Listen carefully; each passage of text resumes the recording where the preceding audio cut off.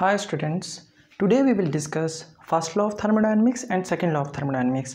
आज के हमारे इस लेक्चर में हम लोग फर्स्ट लॉ के बारे में समझेंगे कि फर्स्ट लॉ क्या होता है और सेकंड लॉ ऑफ थर्मोडायनेमिक्स क्या होता है, और दोनों ही लॉज को हम लोग कितने स्टेटमेंट से डिफ़ाइन कर सकते हैं, किस तरीके से डिफ़ाइन कर सकते हैं। तो यहाँ पे मैंने जो है फर्स्ट लॉ के बारे में मैं आपको यहाँ पे एक्सप्लेन करूँगा, यहाँ पे आपको मैं सेकंड लॉ के बारे में एक्सप्लेन करूँगा।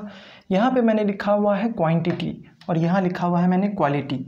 तो फर्स्ट लॉ ऑफ थर्मोडायनेमिक्स जो है ये हमसे क्वांटिटी के टर्म्स में बात करता है। फर्स्ट लॉ जो है हमसे क्वांटिटी के टर्म्स में बात करता है।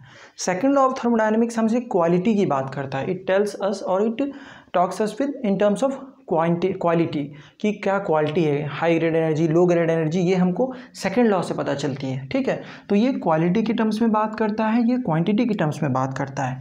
फर्स्ट लॉ ऑफ थर्मोडायनेमिक्स से हमको एक टर्म मिलता है इंटरनल एनर्जी। इंटरनल एनर्जी क्या होता है? इंटरनल एनर्जी जो है ये प्रॉपर्टी ऑफ द सिस्टम होती है, जो कि आपकी प्रॉपर्टी ऑफ द सिस्टम मतलब जो कि इंडिपेंडेंट ऑफ पाथ होती है।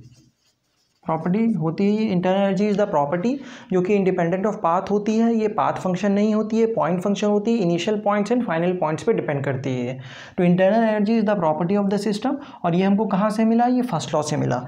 इसी तरीके से हमको यहाँ पे जो है मिलता है टर्म एंट्रोपी। एंट्रोपी भी जो है ये प्रॉपर्टी ऑफ द सिस्टम है। ठीक, उसके बाद जो है फर्स्ट लॉ ऑफ थर्मोडायनेमिक्स हमसे बात करता है कंजर्वेशन ऑफ एनर्जी की।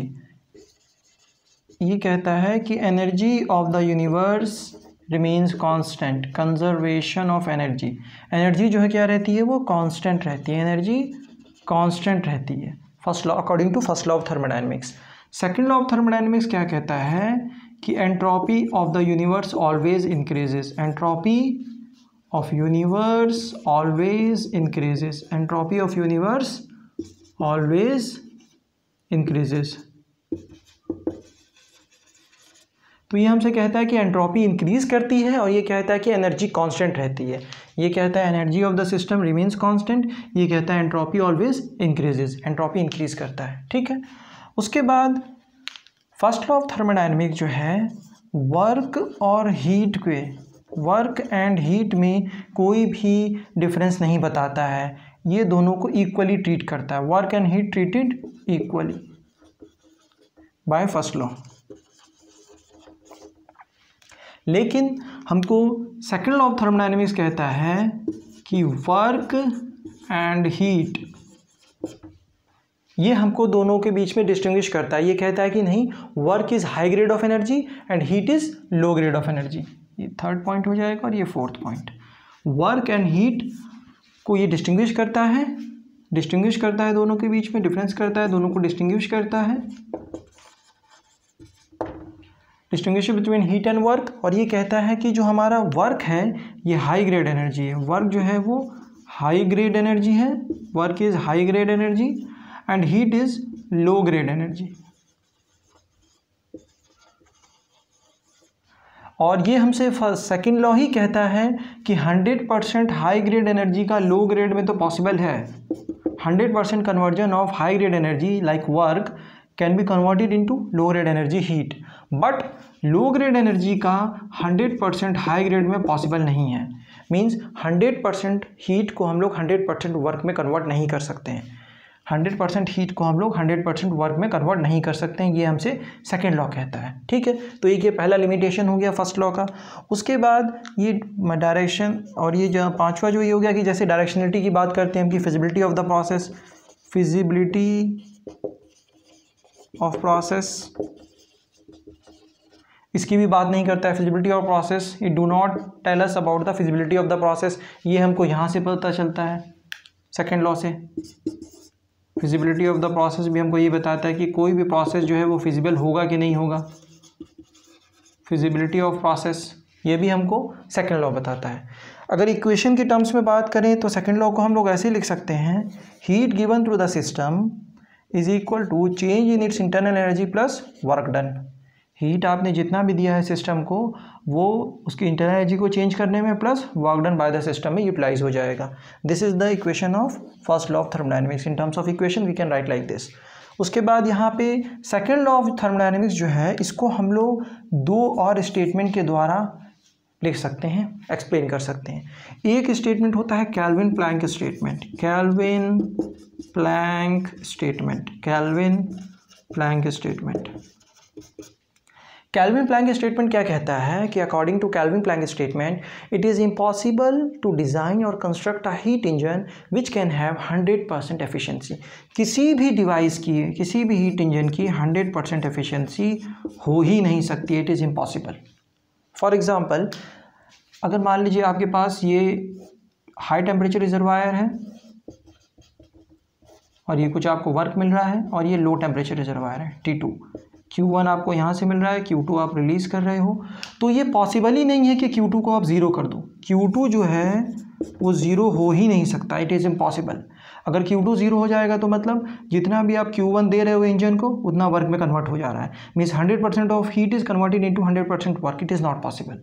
आप कर ही नहीं सकते हो, 100% heat given to the system can be converted into work is not possible. तो ये कहता है कि Q2 को आप कभी भी ज़ीरो नहीं कर सकते हो, ये कभी भी ज़ीरो हो ही नहीं सकता है। कुछ ना कुछ हीट जो है लॉस होना ही है, कुछ ना कुछ हीट जो है वो सिंक में जाएगा। ये सिंक है आपका, लो टेम्परेचर रिजर्वायर है, कुछ ना कुछ amount of heat will be given to the sink, कुछ ना कुछ हीट जो है आपका यहाँ पे आना ही आना है, कुछ ना कुछ हीट लॉस होना ही है। तो ये पॉसिबल ही नहीं है कि 100% Q1 को आप वर्क में कन्वर्ट कर दो, ये पॉसिबल नहीं है। This is according to the Kelvin Planck statement of second law. उसके बाद कैल्विन प्लैंक स्टेटमेंट, उसके बाद सेकंड लॉ का एक और स्टेटमेंट है जिसको हम लोग कहते हैं Clausius statement, Clausius statement of second law. Clausius statement of second law क्या कहता है, अगर आपका मान लीजिए ये रिजर्वायर है, ये आपका लो टेम्परेचर रिजर्वायर है, ये आपका हाई टेम्परेचर रिजर्वायर है। अब ये कहता है कि लो टेम्परेचर रिजर्वायर से हाई टेम्परेचर रिजर्वायर में हीट ट्रांसफ़र पॉसिबल ही नहीं है अनलेस एंड अनटिल आप कोई एक्सटर्नल एजेंट या एक्सटर्नल वर्क करो। इसको आप ज़ीरो नहीं कर सकते हो, इट इज़ इम्पॉसिबल कि आप वर्क को ज़ीरो कर दो, means without considering any work, without taking any external agent हम लोग लो टेम्परेचर से हाई टेम्परेचर पे हीट को ट्रांसफ़र कर ही नहीं सकते हैं अनटिल अनलेस आपको कुछ एक एक्सटर्नल एजेंट की ज़रूरत पड़ेगी। आप एक्सटर्नल एजेंट को ज़ीरो कर ही नहीं सकते हैं। स्टेटमेंट फॉर्म में अगर हम बात करें, it is impossible to construct a mechanical device which can convert और which can transfer heat from low temperature reservoir to high temperature reservoir without considering or taking any external agent। Without किसी भी external agent के आप लो temperature reservoir से आप high temperature reservoir पे heat को transfer ही नहीं कर सकते, इट इज़ इम्पॉसिबल। तो सेकंड लॉ के मैंने यहाँ पे आपको दो स्टेटमेंट डिफाइन किए, एक कहता है कैल्विन प्लैंक स्टेटमेंट, दूसरा है Clausius statement. Kelvin Planck statement ये कहता है कि it is impossible to construct a heat engine which can have 100% efficiency, means Q2 को आप ज़ीरो कभी कर ही नहीं सकते हो, Q2 ज़ीरो हो ही नहीं सकता है, ठीक है, कुछ ना कुछ लॉस होना है। क्लॉसियस स्टेटमेंट क्या कहता है कि it is impossible to construct a mechanical device which can transfer heat from low temperature reservoir to high temperature reservoir without considering और taking help from the external agent. आप जो है विदाउट एक्सटर्नल वर्क के आप जो है ये कर ही नहीं सकते हो, आप हीट को ट्रांसफ़र ही नहीं कर सकते हो लो टेम्परेचर से हाई टेम्परेचर पे, आपको कुछ ना कुछ एक्सटर्नल वर्क करना पड़ेगा, ठीक। तो ये हो गया आपका क्लॉसियस स्टेटमेंट। तो यहाँ पे हम लोगों ने जो है फर्स्ट लॉ और सेकंड लॉ के बारे में पढ़ा, फर्स्ट लॉ के कुछ स्टेटमेंट्स और फर्स्ट लॉ के क्या लिमिटेशंस हैं, फिर उसको सेकंड लॉ ने कैसे इंप्रूव किया, सेकंड लॉ के बारे में पढ़ा, सेकंड लॉ की दो स्टेटमेंट्स को पढ़ा हमने। फर्स्ट लॉ बात करता है क्वांटिटी की, कि एनर्जी की क्वांटिटी की बात करता है, ये क्वालिटी के बारे में कोई भी बात नहीं करता है। इससे हमको एक टर्म मिलता है प्रॉपर्टी ऑफ द सिस्टम, जो कि इंटरनल एनर्जी मिलता है। ये कहता है कि एनर्जी कंजर्व रहती है, किसी भी सिस्टम की एनर्जी कांस्टेंट रहती है। ये वर्क और हीट को इक्वल ट्रीटमेंट देता है, कहता है कि वर्क और हीट आपस में कन्वर्ट हो सकते हैं। फिजिबिलिटी ऑफ द प्रोसेस की भी ये बात नहीं करता है, डू नॉट टॉक अबाउट और tells about the feasibility of the process, तो वो हमको सेकंड लॉ से मिलता है। इक्वेशन के टर्म्स में Q heat given to the system is equal to change in its internal energy plus work done. आपने कुछ हीट दिया सिस्टम को, उसमें कुछ इंटरनल एनर्जी में चेंज आएगा प्लस वो कुछ वर्क करेगा, ठीक है। तो एनर्जी रिमेंस कांस्टेंट, ये तो ये टोटल एनर्जी कंजर्व हो गई यहाँ पे इस इक्वेशन के थ्रू। सेकंड लॉ क्या कहता है, ये क्वालिटी की बात करता है, एनर्जी की क्वालिटी की बात करता है, high grade energy low grade energy की बात करता है। ये इससे हमको एक टर्म मिलता है, एक प्रॉपर्टी ऑफ द सिस्टम, जो कि एंट्रोपी होती है। एंट्रोपी को हम लोग कैसे डिफाइन कर सकते हैं, entropy can be defined it is the measure of the randomness of the system, randomness and disorderness of the system. जितनी ज़्यादा रैंडमनेस डिसऑर्डरनेस होगी सिस्टम की, उतनी ही ज़्यादा उसकी एंट्रोपी होगी। तो किसी भी सिस्टम की रैंडमनेस हमेशा बढ़ती है, इट इज़ ऐसा हो ही नहीं सकता है कि किसी भी सिस्टम की रैंडमनेस घट रही हो, रैंडमनेस बढ़ेगी। किसी भी आइसोलेटेड सिस्टम की, किसी भी यूनिवर्स की जो है एंट्रोपी हमेशा बढ़ेगी। ये वर्क और हीट को डिस्टिंग्विश करता है। ये कहता है कि नहीं, वर्क जो है हाई ग्रेड एनर्जी है, हीट जो है वो लो ग्रेड एनर्जी है। 100% हीट को हम लोग वर्क में कन्वर्ट नहीं कर सकते हैं, लेकिन 100% वर्क को हम लोग हीट में कन्वर्ट कर सकते हैं। फिजिबिलिटी ऑफ द प्रोसेस की बात करता है ये, ठीक है। फिर इसको दो स्टेटमेंट में हमने डिफाइन किया, Kelvin Planck statement and Clausius statement of second law.